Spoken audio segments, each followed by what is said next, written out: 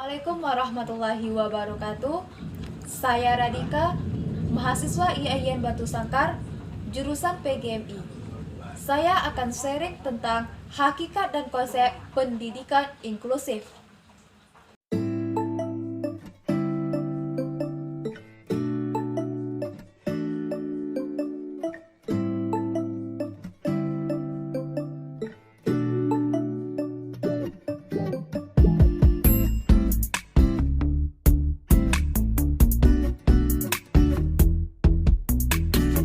Landasan pendidikan inklusif. Yang pertama, landasan filosofis. A. Bhinneka Tunggal Ika. B. Pandangan agama khususnya Islam. C. Hak azazi manusia. Yang kedua, landasan yuridis. A. Undang-Undang Dasar 1945 Amandemen Pasal 31 ayat 1 dan ayat 2. B. Undang-Undang Nomor 23 Tahun 2002 tentang Perlindungan Anak Pasal 48 dan Pasal 49. C. Undang-Undang Nomor 20 Tahun 2003 tentang Sistem Pendidikan Nasional Pasal 5, 11, 12, 15, dan 45. D. Peraturan Pemerintah Nomor 19 Tahun 2005 tentang Standar Nasional Pendidikan. E. Surat Edaran Dirjen Dikdasmen Depdiknas. Yang ketiga, landasan empiris. A. Deklarasi Hak Azazi Manusia 1948. B. Konvensi Hak Anak 1989. C. Konferensi Dunia. D. Resolusi PBB. E. Pernyataan Salamanca. F. Komitmen Dakar. C. Sejarah menuju inklusif. Pertama kali diterapkan oleh negara-negara di Skandinavia, sehingga Amerika mengirim pakar inklusif ke Skandinavia. Kemudian disusul oleh Inggris pada tahun 1991. Ditandai dengan adanya konsep pendidikan untuk anak kebutuhan khusus dari segi segregatif ke integratif. Pada tahun 1989 diadakan Konvensi Dunia tentang Hak Anak dan Konferensi Dunia tentang Pendidikan tahun 1991 di Bangkok yang menghasilkan Deklarasi Education for All.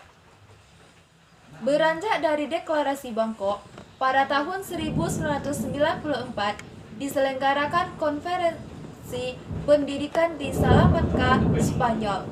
Kemudian disusul oleh Indonesia pada tahun 2004 menyelenggarakan Konvensi Nasional dengan menghasilkan Deklarasi Bandung, yaitu Indonesia Menuju Pendidikan Inklusif.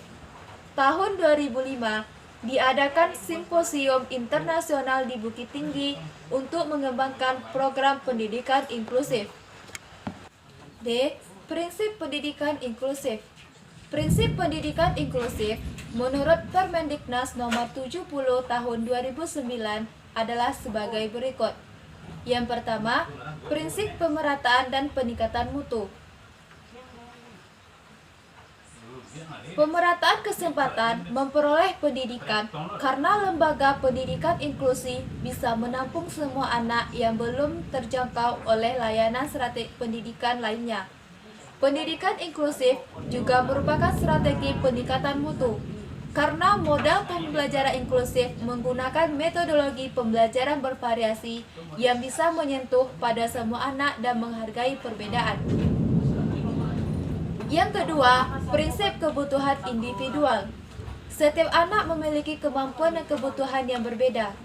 Oleh karena itu, pendidikan harus diusahakan untuk menyesuaikan dengan kondisi anak. Yang ketiga, prinsip kebermaknaan. Pendidikan inklusif harus menciptakan dan menjaga komunitas kelas yang ramah, menerima keanekaragaman dan menghargai perbedaan. Yang keempat, prinsip keberlanjutan. Pendidikan inklusif diselenggarakan secara berkelanjutan pada semua jenjang pendidikan. Yang kelima, prinsip keterlibatan. Penyelenggaraan pendidikan inklusif harus melibatkan seluruh komponen pendidikan terkait. D. Elemen pendidikan inklusi. Yang pertama, mengakomodir perbedaan. Bahwa pada dasarnya, setiap manusia yang satu dengan manusia yang lainnya pasti berbeda. Berbeda merupakan sesuatu yang kodrat. Secara garis besar, perbedaan dapat dibagi dua, yaitu wajar dan ekstrem. Perbedaan yang wajar, perbedaan yang biasanya dan sebagian besar menjadi ciri pembeda untuk mengenal seseorang.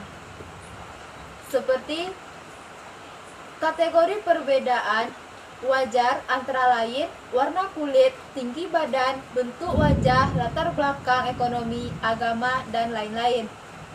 Perbedaan ekstrem sebagai perbedaan yang mencolok. Seorang yang termasuk kategori perbedaan ekstrem bisa jadi hanya orang tersebut yang mempunyai atau mengalami atau memiliki. Contohnya, ada satu anak yang hanya mempunyai kaki yang satu, sedangkan anak lainnya kakinya lengkap. Yang kedua, kerjasama dengan berbagai pihak. Kerjasama dilakukan terutama pada saat sebuah pekerjaan tidak bisa ditangani sendiri karena memerlukan ahli lain yang diperlukan. Kerjasama juga dilakukan untuk memperkuat sebuah pekerjaan atau penanganan. Ketiga, bekerja tim. Manusia merupakan makhluk yang mempunyai keterbatasan. Seorang manusia tidak mungkin mempunyai semua keahlian dan kemampuan yang diperlukan dalam menyelesaikan berbagai masalah. Yang keempat, perlunya guru pembimbing khusus. Guru khusus yang mempunyai kualifikasi penanganan ABK yang ditugaskan di kantor sekolah, reguler atau umum. Special teacher direkrut dari sarjana PLB atau dari guru reguler yang spesifik mendapatkan training tentang penanganan ABK.